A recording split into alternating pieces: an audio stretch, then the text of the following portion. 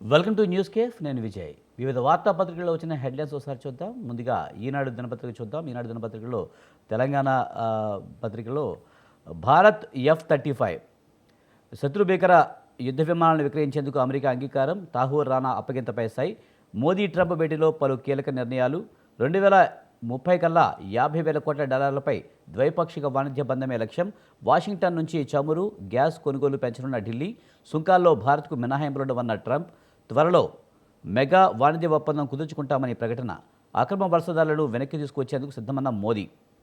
అలాగే వైద్య విద్య థియరీలను కుమ్మక్కు, ఎంబీబీఎస్లో multiple choice ప్రశ్నల లీక్, ఆరోగ్య వర్సిటీ పరీక్షల విభాగంలో కొందరు లాలూచి, మరో 30% మార్కులు సాధిస్తే ఉత్తీర్ణత, పీజీలోనూ ప్రాక్టికల్ థియరీ పరీక్షల్లో లోపభూయిష్ట విధానం, నమూనాల మార్పులు అవసరమంటున్న నిపుణులు. అలాగే కుల సర్వేలో చిన్న తప్పు జరగలేదు, ప్రధాని మోదీ, కేసీఆర్లే తప్పు పడుతున్నారు, సర్వే చేసింది నా పదవి కోసం కాదు, ఇందులో పాల్గొనకుంటే కేసీఆర్, కేటీఆర్, హరీష్లను సామాజికంగా బహిష్కరించాలి, మోదీ పుట్టుకతో బీసీ కాదు, ఎస్సీ వర్గీకరణ కుల సర్వేపై ప్రజెంటేషన్ కార్యక్రమంలో ముఖ్యమంత్రి రేవంత్ రెడ్డి, చివరెడ్డి సీఎంను నేనే అయినా పర్వాలేదు.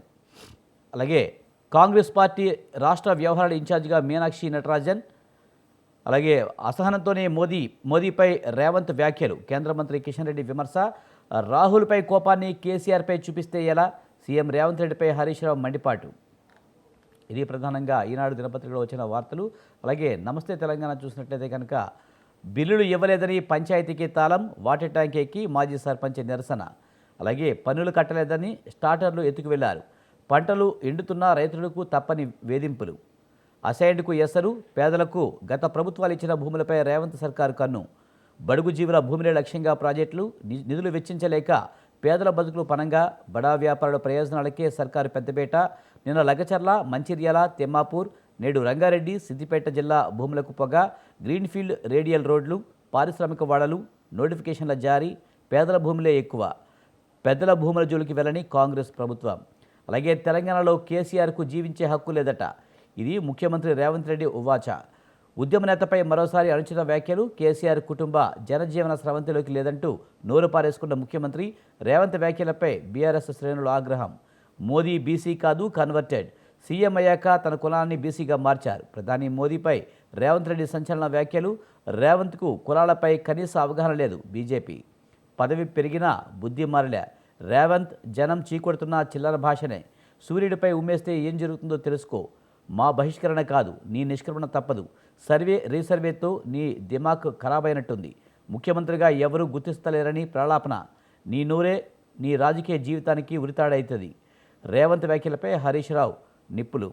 అలాగే 8500 సర్వే నెంబర్లకు భరోసా బ్లాక్, ఎక్కువ భూమి ఉన్న కారణంగా పక్కన పెట్టిన సర్కార్, సుమారు 2 లక్షల ఎకరాల వరకు కోత, ఆ రైతుల పేర్లపై ఉండాల్సిన దానికంటే ఎక్కువ భూమి ఉండదని అనుమానం, సర్వేకు పాస్బుక్కు కుదరని లెక్క, ఈ భూమికి రైతు భరోసా వెయ్యాలా వద్దా అనే మీమాంసలో ప్రభుత్వం. ఆదిలాబాద్లో రైతు ఆత్మహత్య, ఎకరం భూమిపై 2 లక్షలకు పైగా అప్పు, దిగుబడి రాక దిగులుతో బలవన్మరణం.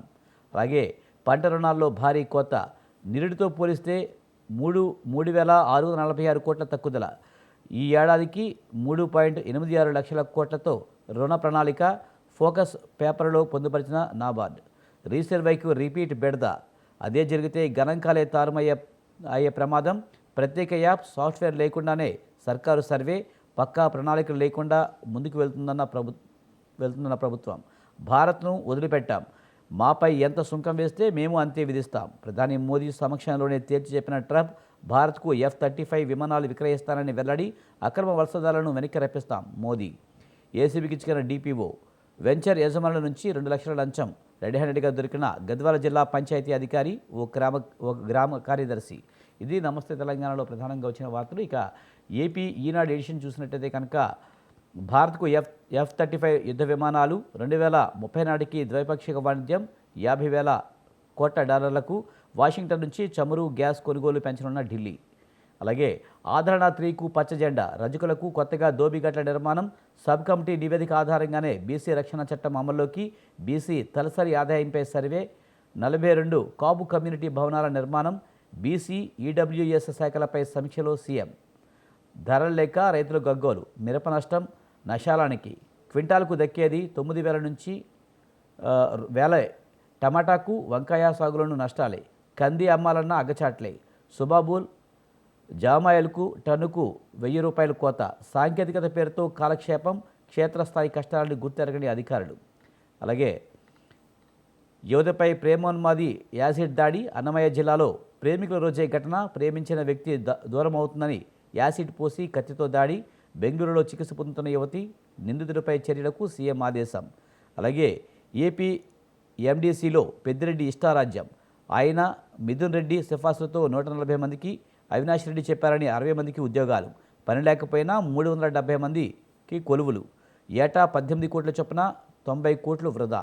ఇది ప్రధానంగా ఈనాడు ఆంధ్రప్రదేశ్లో వచ్చిన వార్తలు. అలాగే సాక్షి ఏపీ ఎడిషన్ చూస్తే కనుక మార్గదర్శిపై క్రిమినల్ ప్రొసీడింగ్స్ కొనసాగించాల్సిందే, కౌంటర్లో తెలంగాణ హైకోర్టును నివేదించిన రిజర్వ్ బ్యాంక్ ఆఫ్ ఇండియా, కర్త రామోజీ మరణించినంత మాత్రాన బాధ్యతల నుంచి మార్గదర్శి తప్పించుకోజాలదు. అలాగే ద్వైపాక్షిక వాణిజ్యం రెట్టింపు, 2030 కల్లా $500 బిలియన్.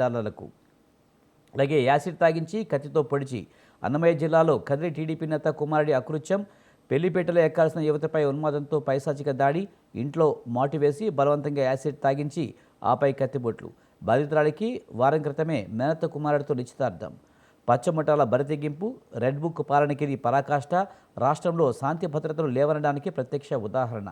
ఇది ప్రధానంగా సాక్షి దినపత్రికలో వచ్చిన ప్రధానమైన వార్తలు. ఇక అమెరికాలో అయితే మోదీ పర్యటనలో కొన్ని ఒప్పందాలు అయితే జరిగాయి.